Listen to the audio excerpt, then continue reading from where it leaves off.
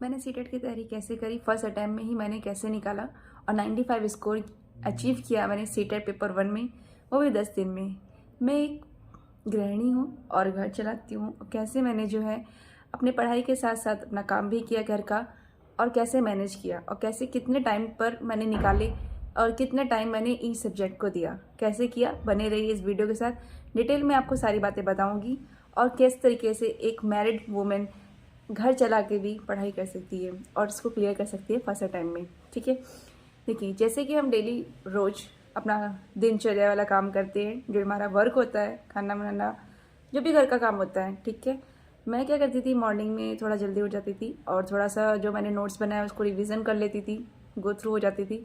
उसके बाद क्या करती थी, मैं अपना घर का काम किया, सारा चीज़ सब कुछ कंप्लीट करने के बाद रेस्ट किया थोड़ा। फिर उसके बाद मैं थोड़ा सा नोट्स बनाना स्टार्ट कर देती थी। जैसे कि मुझे आज सीडीपी के कुछ आधे का कोर्स जो है उसका टॉपिक जो है, चैप्टर है, वो कंप्लीट करना है, तो मैं पहले नोट्स बनाती थी। पहले फर्स्ट ऑफ ऑल मैं ये किया था कि मैंने जितने भी सब्जेक्ट के जो है सिलेबस को एक बार ओवरव्यू किया था, क्या क्या सिलेबस है। फिर मैंने नोट्स बनाना स्टार्ट किया कि पहले मैंने सीडीपी किया। सीडीपी सब्जेक्ट ऐसा सब्जेक्ट है जो कि बहुत ही इंटरेस्टिंग है और स्कोरिंग मार्क्स आप इस पर गेन कर सकते हो इस सब्जेक्ट से। उसके बाद जो मैंने हिंदी पढ़ा, हिंदी में पैराग्राफ लगाया और उसके सारे एमसीक्यू मैंने प्रैक्टिस करी। ठीक है, इसमें भी हिंदी भी एक स्कोरिंग मार्क्स है, मेरे हिंदी और सीडीपी में अच्छे मार्क्स आ गए थे। उसके बाद जो है मैं मैथ्स की डेली प्रैक्टिस करती थी, 5-4 क्वेश्चंस डेली लगाती थी। इंग्लिश में क्या करती थी, मैं इंग्लिश में पैराग्राफ लगाती थी, वीक में टू पैराग्राफ में लगाती थी। पर लेकिन जितने भी उसमें मेथड्स होते थे इंग्लिश में, जब जो टॉपिक्स था मेन ज़्यादातर मैंने देखा था कि 3 आवर्स में इसका पूरा कोर्स कंप्लीट हो जाता है इंग्लिश का। और मैंने सारे कॉन्सेप्ट जो है क्लियर कर लिए थे, सारे टॉपिक मैंने इसके सारे नोट्स बना लिए थे, सब कुछ मैंने क्लियर कर लिया था। इसके बाद मैंने ईवीएस में भी कुछ नोट्स बना लिए थे, ईवीएस से भी डायरेक्ट वही क्वेश्चन पूछे जाते थे। पर लेकिन एनसीईआरटी बुक पढ़ के जाइए, क्योंकि अब जो पेपर जो बन के आ रहे हैं, बीच बीच में से क्वेश्चन बन के आते हैं, अब कोई प्रीवियस ईयर क्वेश्चन नहीं पूछा जाता है। हाँ, आपको एक आइडिया मिल जाएगा कि किस तरीके से क्वेश्चन का पैटर्न आता है और कैसे हम क्वेश्चन को अटेम्प्ट कर सकते हैं।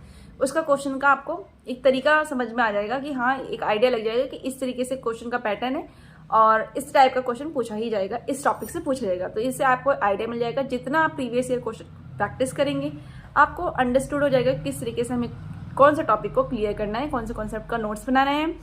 तो इस तरीके से अगर आप डेली पढ़ेंगे तो आपके 95 से ज़्यादा मैक्सिमम मार्क्स स्कोर हो सकता है, अगर आपके पास कम समय है। लेकिन टाइम तो भी ज़्यादा है हमारे पास, तो हम क्या करेंगे, डेली जो है एक एक टॉपिक उठाएंगे हर सब्जेक्ट में। अगर आपको हर सब्जेक्ट नहीं पढ़ना, 2 सब्जेक्ट को तो आप डेली पढ़िए। जैसे कि आपको लग रहा है कि सीडीपी और हिंदी जल्दी कवर हो जाएगा, तो आप इसको जो है जल्दी कवर करिए, इसके सारे नोट्स बनाइए और सारे कॉन्सेप्ट को क्लियर करिए। ठीक है, उसके बाद आप कॉन्सेप्ट क्लियर करने के बाद टॉपिक को जो है आप डेली रिवीजन करिए।